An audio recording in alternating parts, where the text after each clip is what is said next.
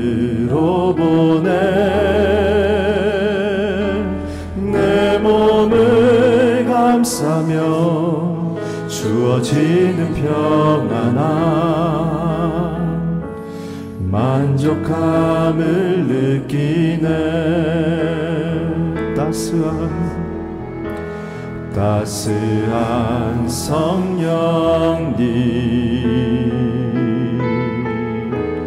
마음으로 보내 내 몸을 감싸며 주어지는 평안함 만족함을 느끼네.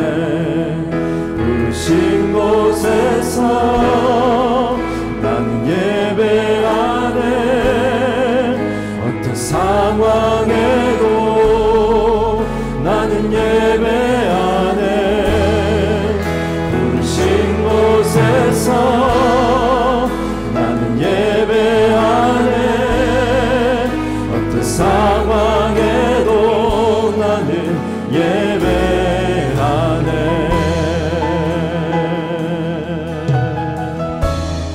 사랑과 진리에 한 줄기 빛 보내 내 몸을 감싸며 주어지는 평안함 그 사랑을 느끼네. 곳에서 나는 예배하네. 어떤 상황에도 나는 예배하네. 부르신 곳에서 나는 예배하네. 어떤 상황에도 나는 예배하네. 부르신 곳에서 나는 예배하네. 어떤 상황에도 나는 예배하네. 부르신 곳에서 나는 예배하네. 어떤 상황에도 나는 예배하네.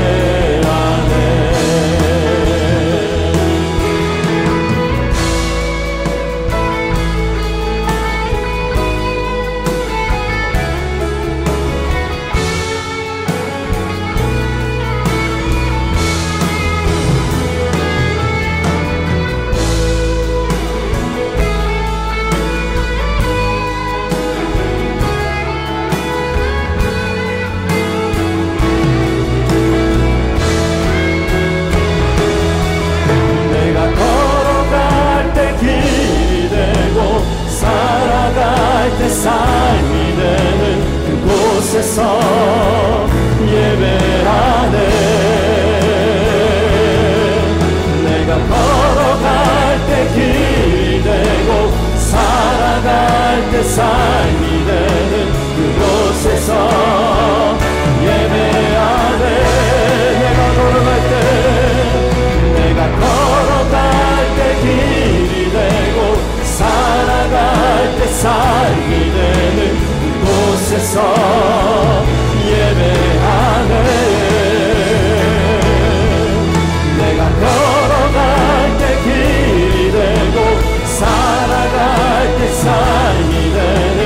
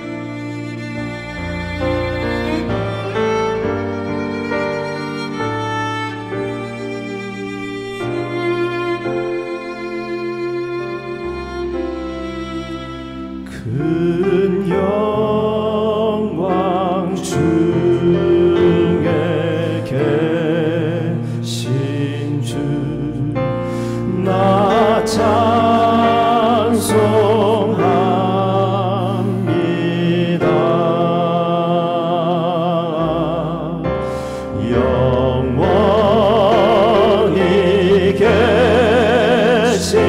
주 이름 나 찬송합니다.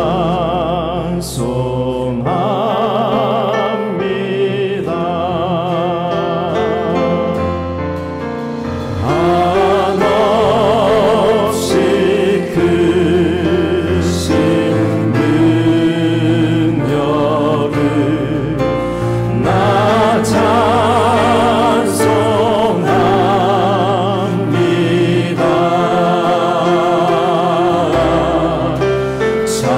참되고 미쁜 그 은혜 나 찬송합니다.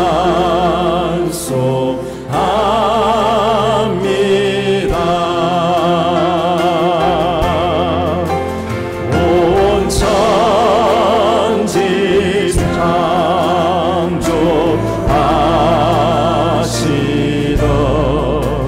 그 말씀 힘이 있어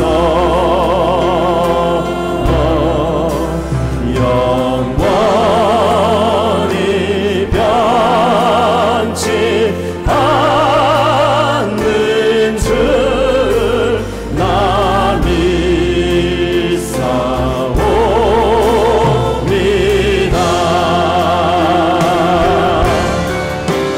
그 온유하신 주 음성 날 불러주시고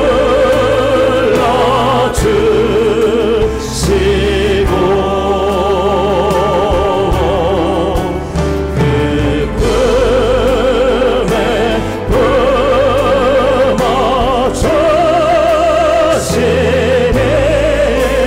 나 찬송합니다.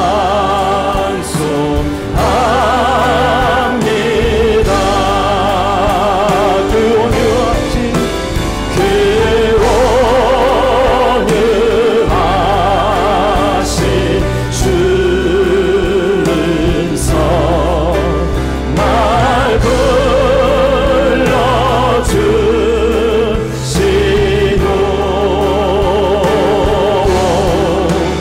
그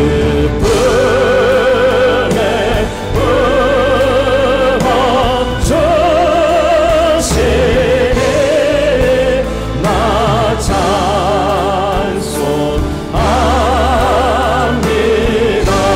그 품에 품어주신 그 품에 품어주시니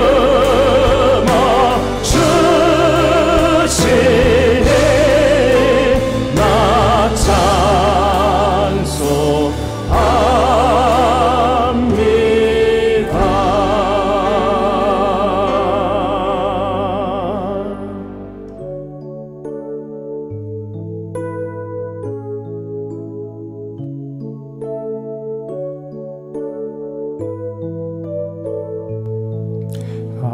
아침이 밝아올 때에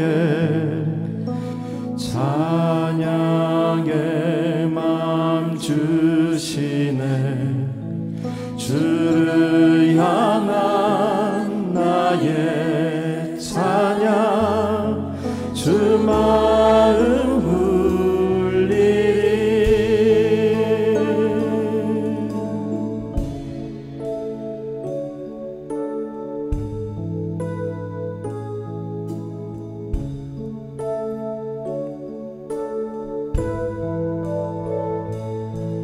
아침이 밝아올 때에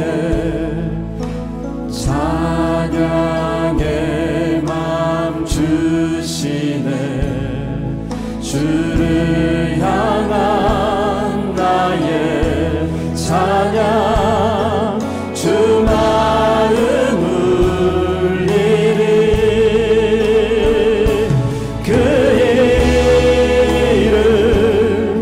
강하고 견고한 선물 그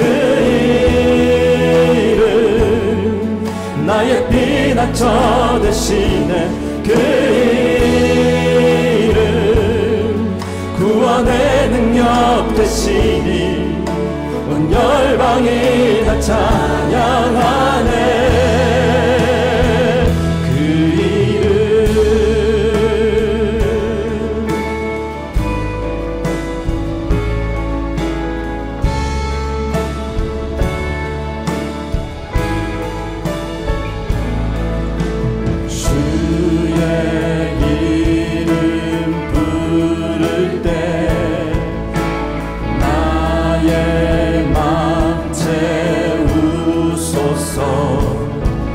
내 삶을 주께 드리며 주 이름 높이 그 이름 강하고 견고한 성금 그 이름 나의 피난처 되시네 그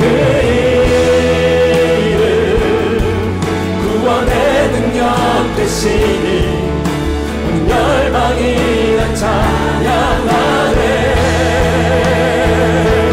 그 이름 강하고 견고한 성금 그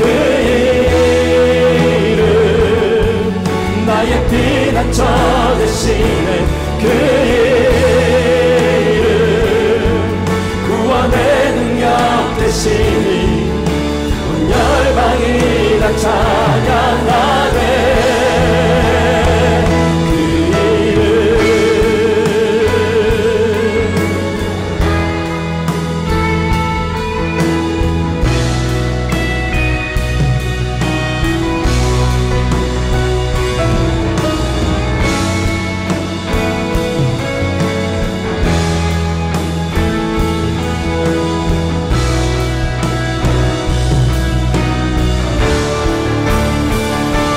그 이름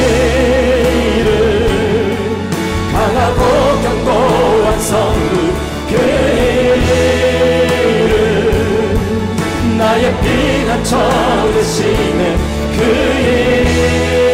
이름 구원의 능력 되시니 온 열방이 다 찬양하네. 그 이름 강하고 견고한 성금 그 나의 피난처 되시네 그 이름 구원의 능력 되시니 온 열방이 다 찬양하네. 온 열방이 다 찬양하네. 온 열방이 다 찬양하네.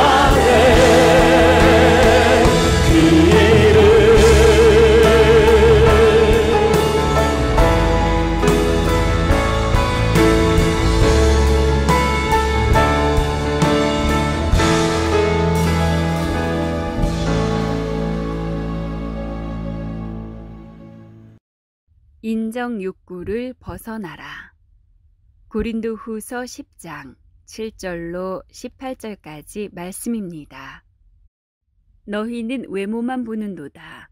만일 사람이 자기가 그리스도에게 속한 줄을 믿을진대 자기가 그리스도에게 속한 것 같이 우리도 그러한 줄을 자기 속으로 다시 생각할 것이라.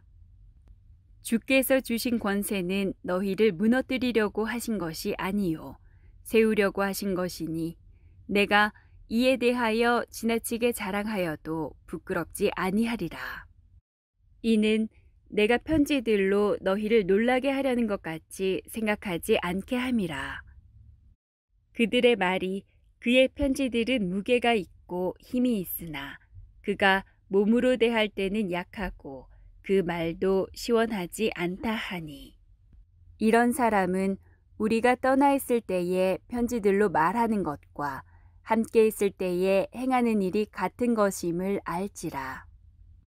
우리는 자기를 칭찬하는 어떤 자와 더불어 감히 짝하며 비교할 수 없노라. 그러나 그들이 자기로서 자기를 헤아리고 자기로서 자기를 비교하니 지혜가 없도다. 그러나 우리는 분수 이상의 자랑을 하지 않고 오직 하나님이 우리에게 나누어 주신 그 범위의 한계를 따라 하노니 곧 너희에게까지 이른 것이라. 우리가 너희에게 미치지 못할 자로서 스스로 지나쳐 나아간 것이 아니요 그리스도의 복음으로 너희에게까지 이른 것이라. 우리는 남의 수고를 가지고 분수 이상의 자랑을 하는 것이 아니라 오직 너희 믿음이 자랄수록 우리의 규범을 따라 너희 가운데서 더욱 풍성하여지기를 바라노라. 이는 남의 규범으로 이루어 놓은 것으로 자랑하지 아니하고 너희 지역을 넘어 복음을 전하려 함이라. 자랑하는 자는 주 안에서 자랑할지니라. 옳다 인정함을 받는 자는 자기를 칭찬하는 자가 아니요 오직 주께서 칭찬하시는 자니라. 아멘. 모든 사람에게는 인정받고 싶어하는 욕구가 있습니다. 사실 이것은 당연한 것이죠. 누구나 칭찬받고 인정받기를 원하지 거절당하는 것을 좋아할 리가 없습니다. 그래서 에이브라함 메슬로우가 제시한 인간 욕구의 그 5단계도 보게 되면 인정의 욕구가 나옵니다. 아시는 대로 제일 낮은 욕구가 생존에 대한 욕구죠. 그 다음 단계가 안전에 대한 욕구, 그 다음이 소속과 사랑에 대한 욕구, 네 번째 단계를 그는 존중의 욕구라고 불렀습니다. 이게 인정의 욕구죠. 사람들에게 높이 평가받고 인정받고 싶어하는 마음을 말하는 것입니다. 그리고 마지막 단계가 자아 실현의 욕구입니다. 그 단계를 보면 인정의 욕구와 자아 실현의 욕구가 연결되는 것을 알 수가 있습니다. 쉽게 표현하면 인정 욕구가 클수록 자아 실현을 이룰 가능성이 많다, 그렇게 해석할 수가 있겠죠. 이걸 보게 되면 인정받고 싶어하는 욕구에는 분명히 긍정적인 측면이 있습니다. 삶의 동기를 부여하기도 하고 더 많은 것을 실현하고 성취하는 계기가 될 수도 있습니다. 그래서 칭찬은 고래를 춤추게 한다, 그런 말이 있잖아요. 사실은 책 제목입니다만은 칭찬을 하면 고래마저도 일어서서 춤을 출 정도로 이 격려와 인정의 파워가 크다는 것입니다. 자, 고래가 만일 그렇다면 하물며 인간은 어떻겠습니까? 특별히 남자의 경우는요, 칭찬하고 인정해주면 그가 하던 일을 반복해서 하는 경향이 있다, 그런 말을 해요.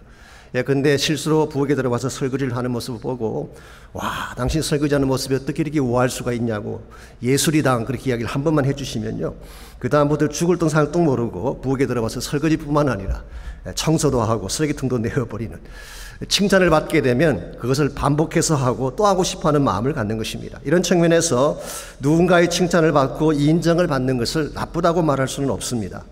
그럼에도 불구하고 사람으로부터 인정을 받는 데는 어두운 측면이 있습니다. 제가 몇 가지만 소개해드리자면, 첫 번째로 자신의 삶을 산다기보다는 누군가의 인정을 받기 위해 살아갈 가능성이 많습니다. 예를 들면 이런 것입니다. 달콤한 커피 믹스가 좋은데 남들이 촌스럽다고 할까봐 블랙커피를 마신 삶. 자신은 항공 엔지니어가 되고 싶었지만 부모님께 인정받기 위해서 변호사로 살았던 삶. 자신은 착한 사람, 배려심 깊은 사람으로 인정받기 위해서 자신의 속내를 감추며 배우처럼 살았던 삶. 이와 같은 삶은 사실은 다른 사람 때문에 산 삶이기 때문에 자신이 가지고 있는 인생의 진정한 의미를 놓칠 가능성이 있는 것입니다. 두 번째 어두운 측면은 인정 욕구가 지나칠 경우에는 인정 중독에 빠질 위험이 있습니다. approval addict이라고 해서 누군가 인정을 받지 아니하면 불안해서 견딜 수가 없는 정세를 말하는 것입니다. 인기 있는 연예인들이나 운동선수들에게 이 정세가 많다고 하죠. 혹시라도 인기가 식으면 어떡하나, 나의 인기에 대한 레이시 떨어지면 어떡하나, 그래서 무리하게 몸을 굴리기도 하고 잘못된 일을 행하기도 합니다. 그러다 그것을 견디지 못하면 아시는 대로 심지어 자살까지 하게 되죠. 이런 측면에서 인정 중독은 대단히 위험한 것입니다. 인정 욕구의 세 번째 어두운 측면을 소개하자면은 인간이 인정해 주는 데는 한계가 있다는 사실입니다. 사람들의 인정에는 기준이 불완전합니다. 사람들마다 주관적으로 판단하기 때문에 모든 사람이 인정을 받는 것은 불가능하죠. 더구나 인간의 인정이라고 하는 것은 가변적입니다. 언제 변할지 모르는 것입니다. 오늘의 박수가 내일은 야유로 변할 수 있다는 사실을 기억해야 됩니다. 예수님의 경우가 티피컬한 좋은 예가 아닙니까? 예수님께서 예루살렘 성에 입성하실 때에 유대인들이 자신의 겉옷을 길바닥에 깔아드리면서 호산나 찬송하리로다, 주의 이름으로 오시는 이여 하면서 환호를 냈습니다. 동일한 환호를 했던 그 사람들이 며칠 뒤에 무엇을 외쳤나요? 못 박으소서를 외쳤어요. 우리 인간의 박수라고 하는 것이 항상 이런 것입니다. 사람들에게 인정받는 것, 한순간은 인정받을 수 있지만 그 다음 순간에 버림받을 수 있기 때문에 인간의 인정만을 바라보며 살아가는 것은 대단히 위험하고 피곤한 삶이 될 수밖에 없는 것입니다. 그러므로 우리 인생이 진정 건강해지기를 원한다면 인간이 아닌 하나님께 인정을 받아야 됩니다. 하나님 한 분만이 우리 인생의 진정한 평가자요 창조자이면서 우리 존재의 이유가 되시기 때문에 하나님에게 인정받아야지 진짜 바른 삶을 사는 것입니다. 그러므로 우리가 어떻게 하면 사람이나 세상에 인정받기를 원하는 이와 같은 세속적인 인정 욕구를 벗어나서 하나님께 인정받는 삶을 살아갈 수가 있을지 오늘 주신 본문을 중심으로 그것을 함께 정리해 보려고 합니다. 오늘 같이 읽은 본문에 보시면 주님께 인정받는 삶이 어떤 것인지에 대한 말씀이 자세하게 소개가 되어 있습니다. 본문을 좀 더 잘 이해하기 위해서 이 컨텍스트를 조금 소개해 드리자면 이런 이야기입니다. 고린도에 있는 바울의 대적자들이 사도 바울의 리더십이나 사도직을 인정하지 않으려고 했습니다. 왜 그러냐면은 외모도 초라했고 언변도 신통치가 못했고 멀리서는 큰 소리를 치지만 막상 만나보면 카리스마도 없는 유약한 인물이다. 이와 같은 이유 때문에 바울의 리더십을 리젝트했습니다. 반면에 자신들이야말로 잘 갖춰진 인꾼들이요 또 교인들의 지지를 받는 사역자들이라고 스스로 자랑을 한 것입니다. 이와 같은 그들의 자랑에 대해서 18절을 보시면 바울은 다음과 같이 단언을 하고 있습니다. 옳다 인정함을 받는 자는 자기를 칭찬하는 자가 아니요 오직 주께서 칭찬하시는 자니라. 여기에 참된 인생의 평가자가 잘 나타나 있죠. 인생의 진정한 평가자는 나 자신이 아니라는 것입니다. 또한 주변의 사람들도 아니라는 것입니다. 참된 인생의 평가자는 하나님 한 분밖에 없다. 왜냐하면 그분만이 우리 인생을 만드신 주인이시고 만물의 주관자이기 때문에 이런 측면에서 여러분과 제가 하나님의 인정을 받아야 진짜인 것입니다.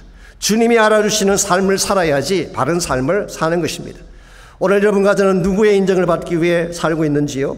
사람들의 인정을 받기 위해 세상의 박수를 받기 위해 달려가게 된다면 언젠가 여러분은 지치게 되고 피곤하게 되고 쓰러지게 될 것입니다. 그러나 하나님께 인정받기 위해서 하나님 부르심을 향해 바르게 살아가게 된다면 여러분의 삶은 건강하게 되고 하나님이 기뻐하는 좋은 열매를 맺을 수가 있습니다. 이런 의미에서 우리가 어떻게 하면 세상적인 인정 욕구에 끌려가지 아니하고 주님의 인정을 받으며 살아갈 수 있을까?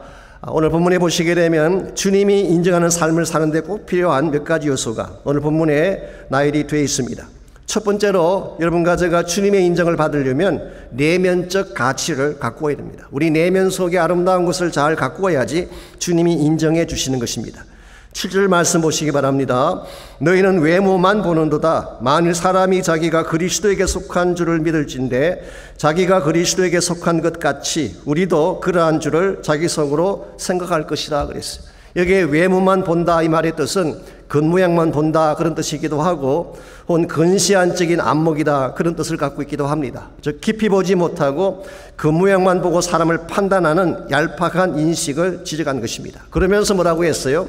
자신이 그리스도에게 속한 자라고 믿는다면 우리도 그러하다 그 사실을 알아야 된다고 반문하고 있습니다. 즉 너희들이 크리스찬이라면 우리도 크리스찬이다. 너희들 안에 그리스도가 계신다면 우리 안에도 그리스도가 계신다 그런 뜻이에요. 여기서 바울은 무엇을 강조하고 싶은 것일까요? 참된 가치는 우리의 외모가 아니라 우리 안에 계시는 그리스도라는 사실을 강조하고 있어요. 우리의 존귀함의 출발점은 예수 그리스도입니다. 주님 만나는 순간부터 우리 인생이 존귀하게 되고 의미를 갖게 되는 것이지 우리 자체가 아름답기 때문에 하나님이 사랑하신 건 아니에요. 마르틴 루터가 평소에 늘 하신 말씀처럼 우리가 존귀하기 때문에 하나님이 사랑하신 것이 아니라 그리스도의 사랑 때문에 우리가 존귀하게 되었다. 이런 면에서 하나님 우리의 외모에 관심이 없으세요. 외적으로 잘났느냐 못났느냐가 중요한 것이 아니라 우리 심령 속에 누가 계시며 무엇이 있는가에 관심을 갖고 계십니다. 전성에 의하면요, 우리 크리스찬 전성에 의하면은 실제로 바울의 외모가 그렇게 좋았던 것은 아니라고 합니다. 이서경에 기록된 가경 중에 바울 행전과 테클라라고 하는 책이 있습니다. 이 가경이라고 하는 것은 슈데피그라프라고 해서 아포크리파라는 책이 있죠. 아포크리파는 성경 외의 외경들을 주로 아포크리파라고 합니다. 그런데 그 중에서도 작자가 미상인, 그리고 그 내용을 좀 신뢰하기가 좋지 아니한 그런 책들을 보통 우리가 슈데피그라파, 슈도라는 말은 가짜라 그런 뜻입니다. 그 책에 보게 되면 테클라라고 하는 한 자매가 나오는데 약혼자가 있는 처녀였습니다. 그랬는데 한 번은 바울의 집회에 참석을 했다가 그 말씀에 사로잡혀서 모든 것을 다 버리고 바울을 따르는 제자가 된 것입니다. 가족들의 반대가 극심하고 주변 사람들이 배척하며 박해를 많이 했어요. 심지어는 화형장에 끌려가기까지 했지만 기적적으로 살아나서 사역을 한다고 하는 그런 스토리입니다. 이 테클라가 처음 바울을 보았을 때 그의 모습에 대한 묘사가 기록되어 있습니다. 대머리에 키는 작고 안짱다리였으며 그의 코는 매부리 코였고 눈과 눈썹은 찌부러졌다 그렇게 했어요. 물론 이 가경을 100% 믿을 수는 없지만 아마 초기 교회 전성의 대다수는 이 바울의 모습에 동의하는 것 같습니다. 참 못생겼어요. 너무나 보기에 외형을 보면은 그렇게 초라하게 보입니다. 그러나 이것이 바울의 전부일까요? 그렇지 않다는 것입니다. 외모는 이와 같이 초라했는지 모르지만 사도 바울의 심령 한가운데는 이 반대자들이 가지지 못한, 일반 사람들이 가지지 못한 아름다운 가치가 자리 잡고 있었어요. 8절을 보시면 그것을 확인할 수가 있습니다. 주께서 주신 권세는 너희를 무너뜨리려고 하신 것이 아니요 세우려고 하신 것이니 내가 이에 대하여 지나치게 자랑하여도 부끄럽지 아니하리라. 사도 바울이 아무리 자랑해도 괜찮을 자랑거리가 하나 있는데 그게 뭐냐고 하면 사람들을 세우려고 하는 마음이 있었다는 거예요. 바울에게는 하나님이 주신 권세가 있었습니다. 이게 사도직의 권세라고 말할 수도 있고 혹은 복음 전거자의 권세라고 말할 수도 있습니다. 그런데 바울에게 주어진 권세는 무엇을 위해 주로 섰다는 것입니까? 너희들을 무너뜨리는 데 서지 않고 세우는 데 섰다. Not to tear down, 찢어버리고 아프게 하고 상처나게 하고 망가뜨리는 데 선 것이 아니라 but to raise you up, 너희들을 세우고 너희들을 회복시키고 사랑하는 데 사용했다는 것입니다. 사실은 그 열매가 고린도 교회가 된 것이죠. 바울의 마음속에는 누구를 대하든지 항상 그 사람을 사랑하고 돌보고 축복하기를 원하는 내면의 마음이 있었고 하나님은 이것을 소중하게 보신 것입니다. 오늘날도 마찬가지입니다. 우리가 아무리 겉모양을 잘 꾸미고 잘난 척한다고 하더라도 그것이 하나님께 감동을 주는 것이 아닙니다. 우리 안에 무엇이 있느냐는 것을 하나님은 중요하게 생각했어요. 주님께서 찾으시는 참된 가치가 우리 안에 있어야지 하나님께 인정받을 수가 있는 것입니다. 그 좋은 예가 사무엘상 16장에 나오는 다윗의 케이스입니다. 사무엘 선지자가 장차 이스라엘의 왕을 뽑기 위해서 이새의 집을 방문했죠. 그리고 그 아들들을 하나씩 통과시키면서 인터뷰를 했습니다. 그때 하나님이 사무엘에게 뭐라고 말씀하셨어요? 용모와 키를 보지 말라. 사람은 외모를 보거니와 나 여호와는 중심을 보느니라 그렇게 말씀하셨어요. 아마 요즘 사람들이 듣는다면 이해를 못할지 모르겠어요. 요즘은 외모와 용모가 얼마나 중요한 시대입니까? 취직을 하건 결혼을 하건 가장 많이 따지는 것이 외모인데 외모를 보지 말라는 이게 무슨 말일까요? 하나님께서 이와 같은 말씀을 하신 이유가 있습니다. 진짜 중요한 것이 무엇인지를 알기 때문에. 물론 요즘 이 시대에도 결혼할 때 외모를 본다 그러진 않아요. 일반적으로 마음씨가 착하면 되지 다른 거 보지 않습니다 그렇게 이야기를 하지만 막상 결정할 때 보면 외모가 거의 결정적이고 할 때가 많이 있습니다.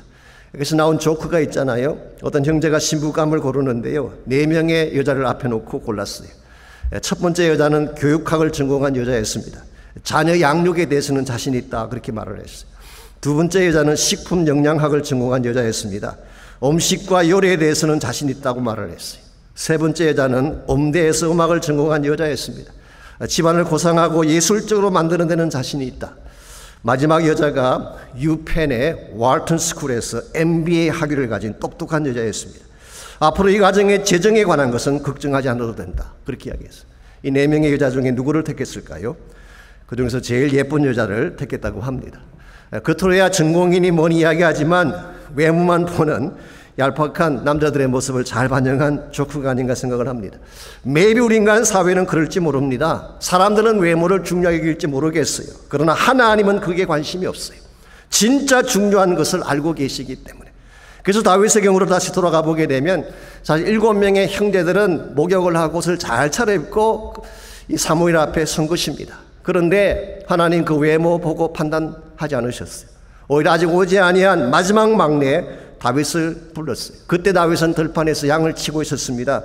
방금 양을 치다 왔으니 세수나 제대로 했겠습니까? 옷에는 양떼들의 오물이 묻어있고 얼굴은 먼지와 땀으로 범벅이 되어 있었을 것입니다.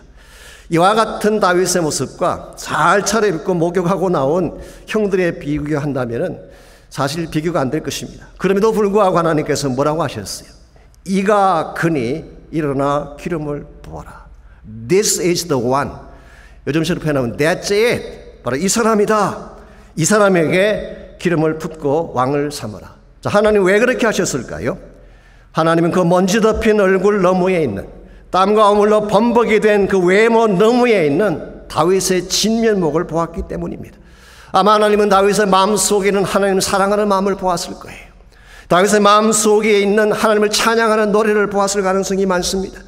다윗의 심령 속에 있는 진실된 마음과 정직한 영성을 하나님 보셨을 거예요.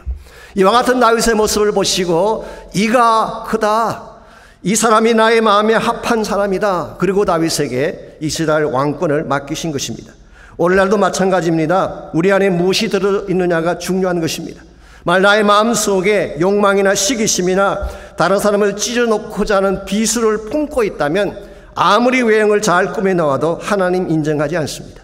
그러므로 우리의 마음을 잘 가꾸어야 돼요. 내 마음속에 혹시 미움이나 시기나 불평의 선뿌리가 있다면 이걸 잘라내고 성령의 인격을 가져야 되는 것입니다. 거짓과 불신앙을 도려내고 정직한 영을 품을 때에 하나님이 우리를 사용해 주시고 인정해 주시는 것입니다. 이번에 제자훈련이 시작됐는데요, 저는 개인적으로 이번 제자훈련이 여러분 마음속에 있는 모든 잡초들을 다 제거하고 참 기쁨과 사랑의 열매를 맺는 그런 기회가 될 수 있기를 바랍니다.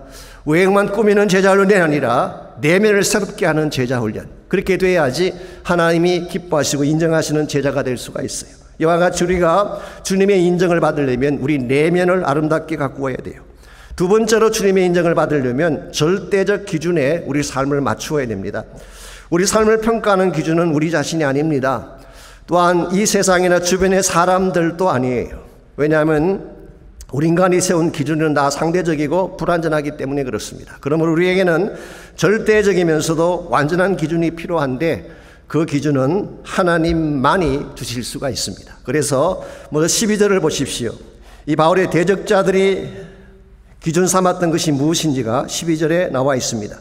우리는 자기를 칭찬하는 자와 더불어 감히 짝하며 비교할 수 없느라. 그러나 그들이 자기로서 자기를 헤아리고 자기로서 자기를 비교하니 지혜가 없도다.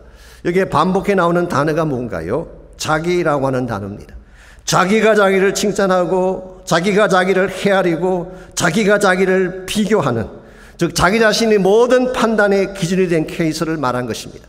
그래서 New Living Translation은 오늘 본문의 이 말씀을 자기 자신을 잣대의 기준으로 사용하는 자들, 그렇게 번역했어요. Using themselves as a standard of measurement. 무엇을 판단하고 잴 때에 자기 자신이 기준이 된 사람들이다.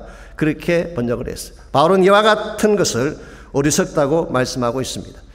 예컨대 우리가 시험을 봤으면은 누가 그 시험을 채점하는 것이 맞나요? 시험 문제를 제출하신 선생님이 채점을 해야지, 학생 본인이 본인의 시험지를 채점하고 A학점을 준다면 누가 그 성적을 믿겠어요? 오늘 세상 사람들의 많은 경우에 자기가 기준이 돼서 자기가 평가하고 자기가 좋아하는 대로 인생을 움직이려고 하기 때문에 하나님이 기뻐하는 열매를 맺지 못하는 것입니다. 그 반면에 13절을 보시면은 사도 바울은 무엇을 기준으로 그의 삶과 사역을 움직여 왔는지 그 기준이 13절에 나와 있습니다. 그러나 우리는 분수 이상의 자랑을 하지 않고 오직 하나님이 우리에게 나누어 주신 그 범위의 한계를 따라하노니 곧 너희에까지 이런 것이라고 했어요. 여기서 주목해야 될 표현이 하나님이 나누어 주신 범위의 한계라고 하는 표현입니다. 이 말은 이런 뜻입니다. 바울은 자기 마음대로 사역을 하고 교회를 개척한 것이 아니라 하나님이 정해주신 범위와 한계 안에서 했다는 것입니다. 그래서 가라면 가라고 멈추라면 멈추고, 그래서 이 바울의 사역 전체를 보게 되면 항상 그 중심 기준이 주님이었어요. 오늘 이 말씀에서 흥미로운 사실 하나가 있습니다. 오늘 본문의 범위라고 번역한 헬라어가 카논이라는 단어, 카논. 여기서 나온 영어가 canon이라는 영어에서 나온 canon. 성서를 공부하신 분들은 잘 아실 것입니다. 이 단어는 성경을 지칭하는 유명한 단어 중에 하나죠.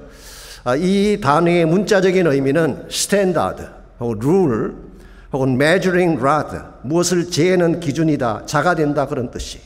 그러므로 이 canon이라고 성경을 묘사할 때는 성경이 모든 판단의 기준이 되는 절대적 권위라는 것을 강조하는 것입니다. 우리가 성경을 묘사할 때 성서라고 부를 수도 있고 성경이라고 부르기도 하지 않습니까? 성서라고 할 때는 무엇을 강조하는 것일까요? 이 성경이 기록된 계시의 말씀이다. written down 된 것이다. 그래서 영어로 scripture라고 하죠. 썼다는 것입니다. 그럴 경우에는 성서라고 합니다. 근데 성경이라고 해서 경자를 붙일 때는 뭘 강조하는 것일까요? 권위를 강조하는 것입니다. 모든 것을 판단하는 절대적 권위다. 그때 붙이는 것이 경자예요. 그래서 오늘 본문에 사용된 이 범위라고 번역한 이 단어가 사실은 카논, 절대적 기준이 된다. 그런 내용을 담고 있다는 것은 굉장히 흥미로운 사실이 아닐 수가 없습니다. 정리하면 이것입니다. 우리 삶과 사역의 모든 것을 판단하는 중심잣대는 하나님 자신이고, 그리고 하나님이 우리 삶의 기준으로 삼고 이끌기를 원하시는 절대적 기준은 성경 말씀이다. 그런 뜻이에요. 여러분과 제가 우리 삶을 바르게 평가하려면 하나님에게 비춰봐야 돼요. 혹은 하나님이 주신 하나님 말씀에 나의 삶을 비추어 보아야지 내가 잘했는지 못했는지를 확인할 수가 있는 것입니다. 근데 만일 이와 같은 절대적인 기준은 외면한 채 세상 사람들이 보내주는 환호나 박수를 가지고 여러분의 성공과 실패를 결정한다면 이건 대단히 위험한 결정이 아닐 수가 없습니다. 그럼에도 불구하고 오늘 많은 사람들이 세상 기준을 따라가요. 세상 사람들이 박수를 보내주면 나는 성공자다 이야기하고, 세상 사람들이 외면하면 실패자라 그렇게 생각하는 경향이 있어요. 그러다 보니까 엉뚱한 세상 영광을 성공이라 착각하기도 하고, 때에 따라서는 세상이 설정해 놓은 잘못된 거울을 바라보고 불필요한 아픔을 겪는 케이스도 있어요. 미국의 유명한 공연 기획가 중에 솔 휴록이라고 하는 분이 있습니다. 솔로몬 휴록이죠. 물론 지금 세상을 떠났습니다마는 미국 내 유명하다는 가수나 연주자들의 매니저를 하면서 수많은 공연을 기획하고 이끌었던 그런 분입니다. 이분이 매니저를 했던 가수 중에 한 분이 메리안 앤더슨이라고 하는 흑인 가수입니다. 이 메리안 앤더슨은 사실 전설적이라고 할 정도로 목소리가 좋았던 그런 흑인 가수죠. 한 번은 휴록이 앤더슨에게 질문을 했습니다. 당신의 생애 중 가장 위대했던 순간이 언제였느냐? 그때 휴록은 어떤 대답이 나올지가 궁금했다고 합니다. 왜냐하면 그녀에게는 위대하다고 말할 수 있는 순간들이 너무나 많았기 때문에. 앤더슨은 토스카니니에게 금세기 최고의 목소리라는 칭찬을 들은 적이 있었어요. 루즈벨트 대통령과 영국 여왕을 모신 자리에서 노래를 부른 적도 있었어요. 그는 그의 고향인 필라델피아에서 가장 업적을 많이 세운 사람에게 수여하는 복 어워드라고 하는 상을 탄 적도 있어요. 그는 부활절날 링컨 미모리얼 앞에서 정부 고위 관리들과 의회 중진들을 포함해서 7만 5천 명이 모인 자리에서 독창을 한 적도 있었어요. 이와 같이 화려한 순간들 중에 과연 그는 어떤 것을 최상의 순간으로 꼽을 것인가 기대를 했는데요. 그러나 앤더슨의 대답은 위에 나열된 그 어떤 것도 아니었어요. 그녀가 꼽은 그녀 생애 최고의 위대한 순간은 그녀가 그의 어머니에게 이런 말을 했을 때라고 합니다. 어머니, 더 이상 밤마다 나의 검은색 몸을 아프도록 씻지 않겠다고 하는. 어릴 때부터 그녀는 자신의 몸이 검다는 사실에 대해 열등감을 가졌고 이것을 감추기 위해 피가 나도록 매일 밤 자신의 몸을 닦아왔던 것입니다. 그런데 더 이상 흥이라고 하는 블랙이라고 하는 자신의 신분에 대해 부끄러워하지 아니하고 하나님 안에서 자신답게 살겠다고 결심한 그 순간이 그분이 꼽은 생애 최대의 날이었다는 고백이었어요. 그렇습니다. 세상에 나의 삶을 판단하는 기준이 될 수가 없습니다. 인정주의라고 하는 세상이 만든 왜곡된 거울이 우리 삶을 평가할 수가 없어요. 더구나 물질과 학불로 저울질하는 잘못된 거울을 들여다보고 더 잘나지 못한 우리의 모습에 낙심할 이유가 전혀 없습니다. 하나님 우리에게 보여한 우리의 모습 그대로가 가장 소중하기 때문에 기억하십시오. 하나님이 예쁘다고 했으면 예쁜 거예요. 하나님이 성공했다고 하면 성공한 것입니다. 하나님이 잘했다 그러면은 여러분 인생에서 가장 소중한 열매를 맺은 거예요. 그러므로 우리가 세상의 욕구를 따라 사는 것이 아니라 하나님의 잣대 앞에서 하나님이 인정하시는 바른 삶을 추구해야지 여러분 가지의 삶이 방향도 바르게 되고 열매도 바르게 맺을 수가 있는 것입니다. 이와 같이 우리가 세상의 인정이 아니라 주님의 인정을 받기를 정말 원한다면 외모를 꾸미기보다는 우리의 내면을 아름답게 갖고 와야 돼요.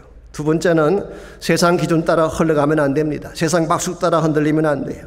하나님이 정하신 절대적 기준인 말씀을 따라 살아야 되는 것입니다. 마지막 세 번째로 주님의 인정을 받으려면 자신의 사명에 집중을 해야 됩니다. 아시겠지만 하나님의 부르심은 다양하고 다 다릅니다. 부르면 케이스도 다르고 또 부르신 후에 하나님이 어사인해 주시는 사역도 다 다르죠. 그러므로 우리 인생에 정말 하나님께 인정받으려면 하나님이 나에게 할당해 주신 그 사역에 집중을 해야지, 다른 사람의 사역을 바라보고 비교하고 그들과 같아지려고 하는 것은 무모하고 잘못된 것입니다. 그래서 15절 말씀을 보시기 바랍니다. 15절, 우리는 남의 수고를 가지고 분수 이상의 자랑을 하는 것이 아니라 오직 너희의 믿음이 자랄수록 우리의 규범을 따라 너희 가운데서 풍성하여지기를 바라노라. 여기 보게 되면 우리의 규범을 따라라는 표현이 나오죠. 이것은 항상 본인에게 할당된 영역 안에서 살겠다 그런 뜻이에요. 성경을 보게 되면요, 바울은 하나님이 할당해 주신 그 사역 범위 안에서 늘 일을 했지 자기 마음대로 남의 범위를 넘어선다든가 남의 지경을 들어가 사역한 적이 없어. 예를 들자면요, 갈라디아서 2장 8절과 9절을 보시게 되면 하나님이 베드로는 할례자의 사도로 삼으시고 바울은 이방인의 사도로 삼으셔서 바울은 이방인에게로 베드로와 야고보와 요한은 할례자에게로 가게 하려 했다. 그런 말씀이 나와요. 하나님은 베드로를 비롯해서 예루살렘 교회의 중진들에게 주신 할당된 사역의 내용이 다르고 바울의 경우가 다르다는 것입니다. 그래서 본인에게 할당된 사역은 예루살렘이 아니라 이방 선교였어요. 뿐만 아니라 로마서 15장 20절 말씀 보게 되면 바울은 남의 터 위에 건축하지 아니하려 한다 그랬어요. 이미 누군가가 먼저 가서 복음을 전했든지 터를 닦아 놓았다면 거기에 이중적으로 들어가서 사역하지 않겠다고 하는 선언이었어요. 이와 같이 바울은 하나님이 자기를 부르신 부르심의 목적도 잘 알고 어디에서 일을 해야 될지도 잘 알았기 때문에 다른 사도들과 경쟁하지 아니하고 본인에게 부여된 사명에 집중을 한 것입니다. 그래서 오늘 본문을 다시 보시면은 남의 수고를 가지고 분수 이상의 자랑을 하는 것이 아니라고 한 것입니다. 즉 다른 사람의 사역 영역에 들어간 적도 없고 다른 사람이 한 일을 가지고 자랑하지 않겠다. 그것은 그들의 몫이고 크레딧을 받아도 그들이 크레딧을 받아야 된다. 나의 관심사는 뭐냐? 내가 복음을 전개했던 너희들이라. 즉 고린도 교회의 성도들이 믿음으로 더 풍성하게 되는 것이 나의 큰선이고, 한 걸음 더 나아가 16절을 보시게 되면 너희 지경을 넘어 복음을 전하는 것이 자신의 최대 관심사임을 밝히고 있습니다. 이런 의미에서 사도 바울은 결코 다른 사람과 불필요한 경쟁을 하지 않았어요. 다른 사람과 자신의 사역을 비교하지도 않았어요. 예루살렘에 있는 사람들은 더 존귀한 사람들이고 이방 땅 저 끝에 일하는 사람들은 더 열악한 사람이다, 그런 비교도 하지 않았어요. 하나님이 할당해 주셨으면 그것이 최상의 사역이에요. 나에게 맡겨진 사역에 최선을 다하면 하나님이 인정해 주는 것입니다. 오늘 세상 사람들은 경쟁을 좋아하죠. 비교를 많이 하죠. 세상에서는 경쟁심과 비교식이 필요한지 모르지만 하나님 나라는 그렇지 않습니다. 각자에게 주어진 어사인된 사역을 다하면 하나님 칭찬해 주시는 것입니다. 예수님께서 하신 달란트 비유를 다시 보십시오. 주님은 한 달란트 받은 자와 두 달란트 받은 자를 비교하신 적이 없어요. 각자 받은 고유한 달란트에 대한 책임을 물으셨지 다른 사람의 달란트와 비교하며 평가하신 적이 없습니다. 그러므로 여러분과 저도 나에게 주어진 사역의 고유함을 잘 깨닫고 나에게 어사인된 사역에 최선을 다하면 그게 하나님이 인정해 주시고 기뻐하시는 삶이 되는 것입니다. 오늘 우리는 우리 마음 가운데에 우리도 모르는 사이에 자꾸 비교하고 싶은 마음이 있고 좀 더 많은 것을 갖추든지 가진 사람에 대해서는 부러워하는 마음을 가질 때가 있습니다. 그러나 사실은 그것은 하나님 앞에서는 별 의미가 없어요. 하나님은 여러분 한 분 한 분을 존귀하게 여기시고 여러분 한 분 한 분에게 독특한 삶을 허락해 주셔서 여러분의 삶과 사역을 통해 하나님의 나라를 이루기를 원하시기 때문에 이 꽃 중에서 엉겅퀴라고 하는 꽃이 있습니다. 혹시 아시나요? 솔직히 예쁘고 잘생긴 꽃은 아니에요. 장미처럼 화려한 것도 아니고 백합처럼 우아한 자태도 없습니다. 잎이 무성하냐? 그렇지도 않아요. 아주 마르고 가는 줄기를 가진, 더구나 그 꽃에는 가시가 나 있는 꽃입니다. 그런데 이 볼품없는 꽃이 스코틀랜드의 국화가 된 거 아시나요? 스코틀랜드의 국화가 엉겅퀴예요. 어떻게 해서 이 꽃이 스코틀랜드의 국화가 되었는가? 이런 일화가 있습니다. 13세기에 스코틀랜드가 덴마크의 공격을 받았습니다. 덴마크라고 하는 나라는 사실 바이킹을 말합니다. 그때 그 막강한 군사력 앞에 할 수 없이 그들이 성 안으로 피신해 들어가게 되고 성 안에서 덴마크 병사들의 공격을 막았습니다. 근데 성이 쉽게 공략되지 않는 것을 본 덴마크 군인들이 야밤에 몰래 그 성을 기습하기로 했습니다. 그래서 성 안에 있는 모든 자들이 안심하고 잠자는 동안 성을 공략하기로 결정을 하고 한밤중에 병사들이 소리를 죽이기 위해서 신발을 벗고 맨발로 성곽을 넘은 것입니다. 그랬는데 바로 그 성곽 주변에 엉겅퀴가 잔뜩 있었어요. 자, 맨발로 가시를 밟았으면 어떻게 되겠습니까? 모두가 비명을 지르며 자리에 주저앉게 되죠. 이 소리를 듣고 깨어난 스코틀랜드 군사들이 덴마크 군대를 물리쳤다는 그런 일화가 있습니다. 그래서 누구도 알아주지 않는 초라한 엉겅퀴에 불과했지만 국가를 구한 꽃이 되었기 때문에 이 꽃을 국화로 삼았다고 하는 이야기입니다. 아무리 우리가 보기에는 초라하고 보잘것없는 것이라도 자기가 있는 곳에서 자신의 역할을 하면 존귀하게 쓰임받는 것입니다. 여러분, 하나님이 한 성의 들꽃 이와 같이 고유한 역할을 행하게 하신다면 하물며 하나님의 형상으로 창조된 여러분과 저의 인생을 어떻게 다루시겠어요? 하나님 여러분에게 주신 삶 자체가 소중한 거예요. 나에게 어사인된 사역 자체가 존귀한 것입니다. 누구와 비교할 필요 없고 누구의 박수 때문에 움직일 필요도 없어요. 하나님이 인정해 주시면 달려가는 것입니다. 하나님이 잘했다 칭찬하시면 우리 인생은 성공하는 것입니다. 그러므로 여러분과 제가 하나님 안에서 진짜 하나님이 기뻐하시고 인정하는 삶을 추구해야지 한 번을 살아도 바르게 살아갈 수가 있습니다. 예수님께서는 공생애를 시작하실 때 사람들의 박수를 받고 시작하지 않으셨어요. 마가복음 1장 9절에서 11절에 보게 되면 그가 공생애를 시작하는 침례받는 사건을 보게 되면요, 그는 물속에 자신을 잠금으로써 자신을 죽임으로써 시작을 하셨고요, 또한 물에서 올라올 때 하나님 음성을 듣고 시작하셨어요. 너는 내 사랑하는 아들이라 내가 너를 기뻐한다는 하나님의 음성 듣고, 즉 하나님의 affirmation, 하나님의 인정을 받고 그는 사역을 시작하셨기 때문에 그의 가는 길이 아무리 험악하고 힘들어도 끝까지 달려갈 수가 있었고 마지막에 십자가를 통해 승리하는 것이 가능했습니다. 여러분과 제 삶도 마찬가지입니다. 내가 내 마음대로 사는 것이 성공이 아닙니다. 혹은 세상의 박수를 따라 사는 것이 성공이 아니에요. 세상이 인정해주는 삶이 아니라 하나님이 잘했다 칭찬하셔야지 성공자로 사는 것입니다. 그러므로 우리가 사역을 하든 개인적인 삶을 살아가든 항상 우리 인생의 주인이 하나님이라는 사실을 기억하시고, 우리 인생의 마지막 평가자가 이 세상이 아니라 하나님인 사실을 기억하고 그분 보시기에 아름다운 삶, 그분이 인정할 수 있는 바른 삶을 살아가셔야지 하나님께서 기뻐하시고 칭찬하시는 인생이 될 수가 있습니다. 그러므로 이 아침 우리가 함께 기도할 때에 이와 같은 고백을 했으면 좋겠어요. 하나님, 나의 인생은 더 이상 나의 인생이 아닌 것을 선포합니다. 나의 마음, 나의 생각이 주님을 따르게 도와주십시오. 지금까지 세상을 따라 살고 세상의 박수를 따라 살았던 나의 모습이지만 이제 더 이상 세상 따라 살지 아니하고 주님의 마음을 잘 깨닫고 주님의 눈길 머무시는 곳에 나의 눈이 머물게 하십시오. 주님이 손길 닿는 그곳에 나의 손도 닿게 해주십시오. 주님 마음 두신 그곳에 나의 마음도 가게 해주셔서 주님이 버림받고 상처받고 사망의 그늘에 앉아 울고 있는 저 영혼들에게 마음을 두신 것처럼 나의 마음도 나의 손길도 나의 계획도 그곳에 있게 달라고 기도하시기를 바랍니다. 하나님 눈길 머무신 곳, 그곳에 내 눈 머물고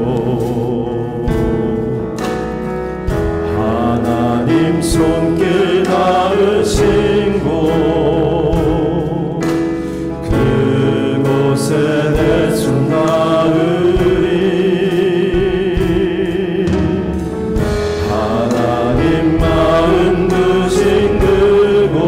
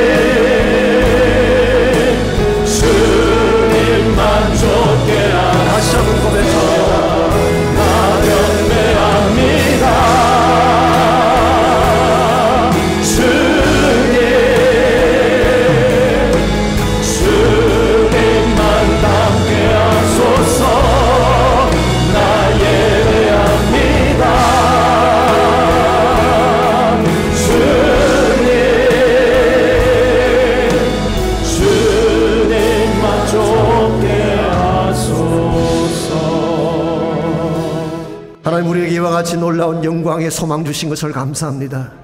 이 세상이 우리의 소망이 아니라 다시 오실 예수님, 하나님의 나라가 우리의 소망인 것을 선포합니다. 더 이상 세상 따라 살지 않도록 우리의 마음을 지켜주시고, 세상의 영광과 박수를 따라 사는 자들이 아니라 하나님의 영광을 따라 살도록 축복하시고, 주의 부르심에 순종해서 마지막 시대에 주의 사명을 감당해 드릴 수 있는 모든 주의 백성들 되게 하여 주시옵소서. 이제는 우리 구주 예수 그리스도의 은혜와 하나님 아버지의 무한하신 사랑과 성령님의 충만한 능력의 임재하심이 이 아침 주님 앞에 나와 전심을 다 예배한 주의 종들과 각 가정에서 또 인터넷을 통해 온라인으로 예배하는 모든 사랑하는 형제자매 한 분 한 분에게, 그들의 가정과 삶의 터전과 자녀들과 자손들 위해 이제로부터 항상 함께하여 주시기를 다시 오실 우리 주님 예수님의 이름으로 간절히 축원하옵나이다. 아멘.